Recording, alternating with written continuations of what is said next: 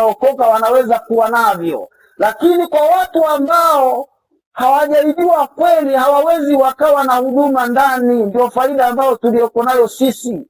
Bwana asifiwe sana. Hawawezi wakawa nayo kwa sababu wanaopewa huduma ni watu walioitwa wakasikia sauti ya nani? Ya Mungu. Katika Ufunuo amesema 3:21, tizama nasimama nagonga wapi? Atakayesikia na kufungua moyo wake nitafanya nini?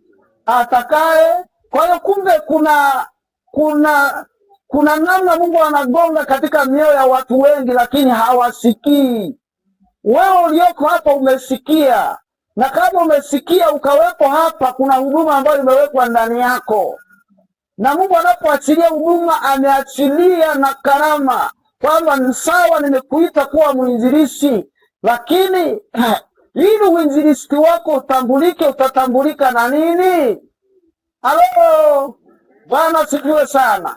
Lazima kitambulisho kiwepo, ambapo ili tukipata hiki kitambulisho tutaangalia katika Wakorinto wa kwanza ile sura ya 12.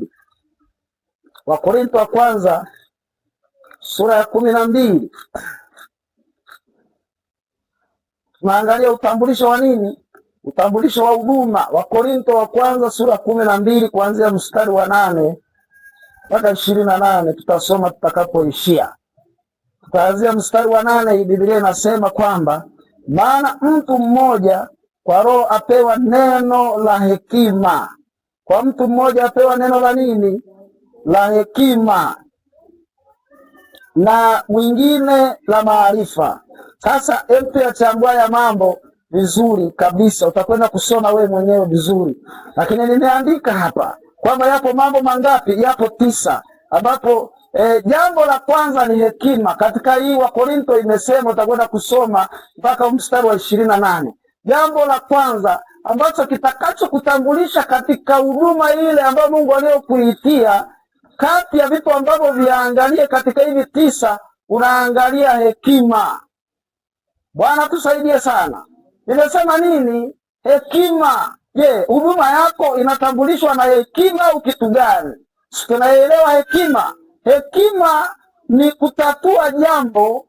Yaani hekima, mtu mwenye hekima ni mtu mwenye uwezo wa kutatua jambo pasipo kusababisha tatizo. Yaani unaondoa tatizo pasipo kusababisha nini? Ukiona mtu mwenye uwezo wa kusawazisha tatizo bila kusababisha tatizo lingine, ina maana huyo mtu Mungu kaachilia hekima ndani yake kwa ajili ya kutatua mambo. Bwana asifiwe sana. Bwana Yesu asifiwe sana. Gari bila gea haliwezi kuondoka, litakaa tu hapo, tamninya accelerator vyu vyu vyu, lakini ukiweka namba 1 unaona gari linaanza kufanya nini?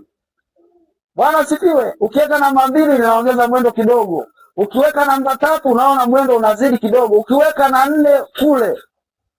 Halo, Bwana asifiwe sana. Kwa hiyo hekima, mtu mwenye uwezo ambaye Mungu ndiye aliachilia huo uwezo wa hekima ndani yake wa kuhakikisha matatizo yanaondolewa pasipo tatizo lingine kusababishwa. Tukisoma kwa Sulemani tuliona aliondoa tatizo bila kusababisha nini? Tatizo. Bwana asifiwe sana. Pale ambapo wale wanawake wawili walipomjia, walipokuwa mmoja mtoto wake amefariki na mwingine mtoto wake mzima, yule aliyefariki mtoto wake akamchukua yule mwenzake mzima akamweka kwake, akasema wa kwake. Kwa maana lile sekeseke lilianza kwa wakunga wale wakunga wale. Sekeseke likawa kubwa mpaka likafika kwa nani? Kwa mfalme. Ina maana lilianzia chini, swala si jepesi, ni zito, likafika mpaka kwa mfalme. Mfalme amua kesi hii. Bwana tusaidie sana. Ilipofika kwa mfalme huyu, kila mtu anajitetea. Wewe unasema ni wa kwangu, ni wa kwangu. Hebu niambie mama yangu hapo unafanyaje? Huyu ni wa kwangu, huyu ni wa kwangu. Niambie utafanyaje? Mfalme alipocheki akasema mleteni mtoto kwangu. Alipoletewa akasema mleteni upanga. Akasema sasa mnijui. Huyu sasa nampasua vipande vingapi? Alafu utachukua cha kwako na mwenzake cha nani? Yule mwingine akasema sawa kabisa, mfalme umeamua nini? Umeamua nini? Mfalme uko sawa, umeamua vizuri. Wa pili akasema bwana mfalme, kama ni hivyo wewe mpe tu, akamletu, mimi sina nini, sina tatizo. Mfalme akajua huyu ndio mwenye. Kwa sasa wewe utakubali mwanao achinjwe? Kesi kaisha. Na alipofanya hivyo tayari hata ukimwangalia kwenye uso tayari kuna namna anashuka. Bwana asifiwe sana. Kwa hiyo kuna Mungu, hiki ni kitambulisho. Kwa kuna mtu katika hizi huduma 5 hizi huwa ni kitambulisho chako, kinaweza kikawa ni